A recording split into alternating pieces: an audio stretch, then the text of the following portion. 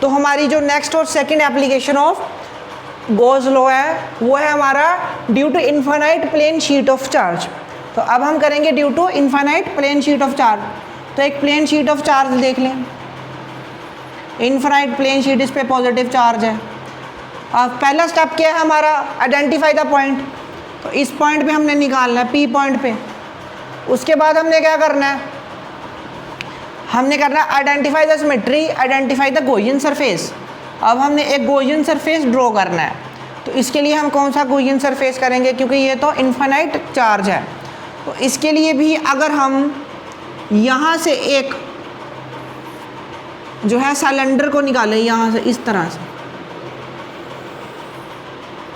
एक सिलेंडर को निकालें, क्यों, क्योंकि ये शीट है, या इसके कारण भी जो है इलेक्ट्रिक फील्ड हर जगह कैसी है, इसके कारण भी इलेक्ट्रिक फील्ड हर जगह पैरेलल है। तो जब इलेक्ट्रिक फील्ड हर जगह पैरेलल आ रही है तो हमारी सिमेट्री कौन सी बन रही है, सिलेंड्रिकल सिमेट्री। जब यहाँ पे लाइन चार्ज था तो तब भी कौन सी सिमेट्री थी, सिलेंड्रिकल सिमेट्री। तब भी पैरेलल लाइंस थी और अब भी पैरेलल लाइंस है, तो सिलेंड्रिकल सिमेट्री। लेकिन इस वक्त अब सिलेंड्रिकल सिमेट्री कैसे बनेगी, अब बनेगी सिलेंड्रिकल सिमेट्री इस डायरेक्शन में। अब हम इसको हॉरिजॉन्टल डायरेक्शन में लेंगे। किस तरह से लेंगे, सपोज अगर ये P पॉइंट है और इसके ऑपोजिट एक और P point, P dashed point है, ठीक है। उसके बाद यहाँ पे एरिया देखें, यहाँ पे जो इसका एरिया, ये जो एरिया है, ये एरिया क्या है, ये है एरिया A, और ये भी है एरिया A, और ये भी है एरिया A। आप देख सकते हैं क्योंकि सिलेंडर है तो इस तरह से जितना ये एरिया है उतना ही इसने इसको यहाँ से एरिया काटा है, उतना ही यहाँ से एरिया। तो ये तीनों जो एरिया वो सेम है। और उसके बाद ये है इसका curved surface area, curved surface area. अब हमने ये एरिया क्यों कंसीडर किया है, क्योंकि सबसे पहले देखेंगे इस पर चार्ज डेंसिटी कितनी है। चार्ज डेंसिटी कितनी है इस पे है सरफेस चार्ज डेंसिटी है, सरफेस चार्ज डेंसिटी।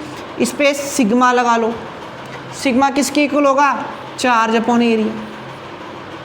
अब ये एरिया कौन सा है, ये चार्ज कितना है, चार्ज बाय एरिया। कौन सा चार्ज, जो इस गॉसियन सरफेस के अंदर है, charge enclosed inside the Gaussian surface.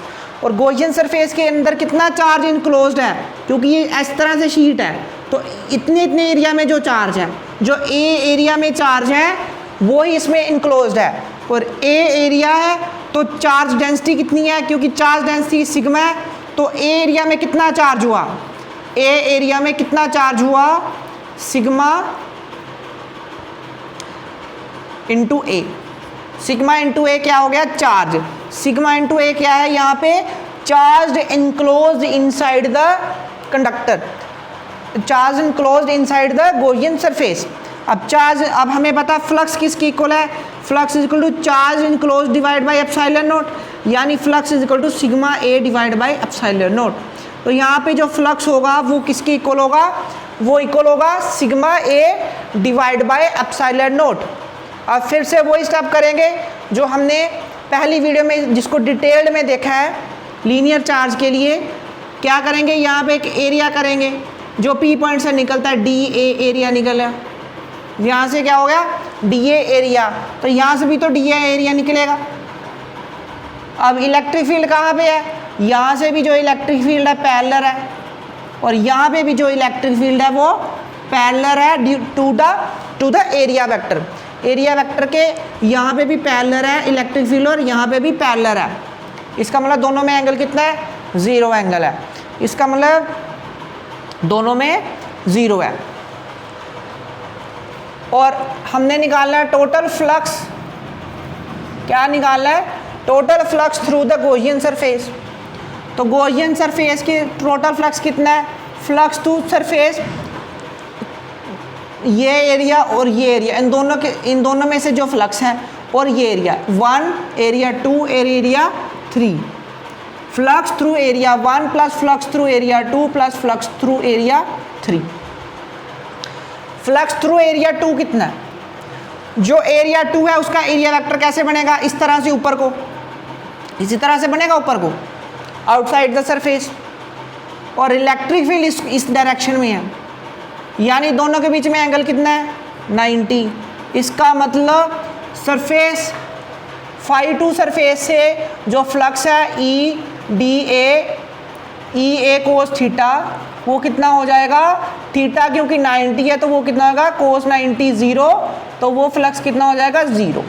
तो टोटल फ्लक्स जो है, जो टोटल फ्लक्स है वो है through area φ1 plus through area φ2।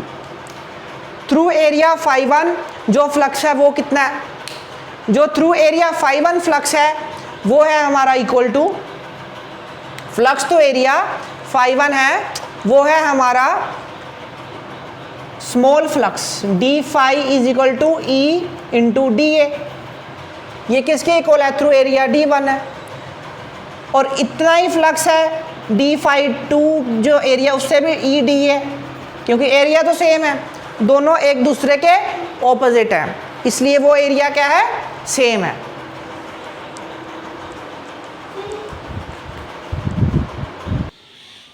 Flux through area कितना है E इंटू डी ए, और फ्लक्स थ्रू एरिया 2 है वो भी E इंटू डी ए। यहाँ पे भी टोटल फ्लक्स कितना हो जाएगा, टोटल फ्लक्स हो जाएगा E इंटू डी ए, यहाँ पे भी टोटल फ्लक्स हो जाएगा E into d a integration, यहाँ पे भी फील्ड उतनी है कांस्टेंट और डी ए, यहाँ पे भी फील्ड उतनी है कांस्टेंट और डी ए।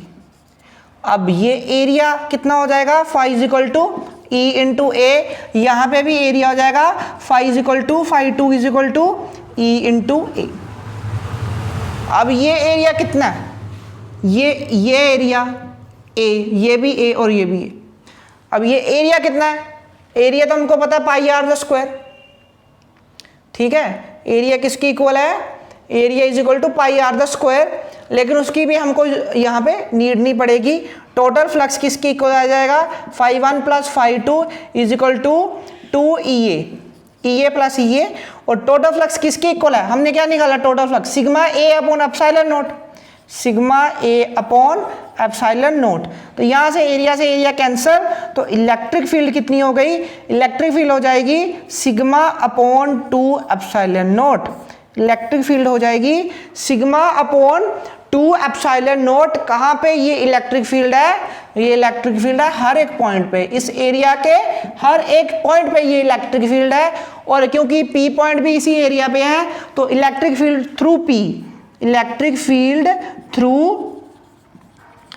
थ्रू पी जो है वो कितनी आ जाएगी, सिग्मा बाय 2 एप्सिलॉन नॉट। ये आएगा electric field due to infinite plane sheet of charge.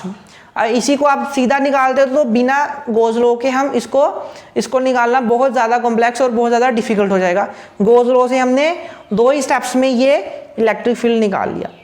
अब ये तो हमने निकाला एक शीट के कारण, अब इसके बाद हम 2 शीट के कारण भी देखेंगे।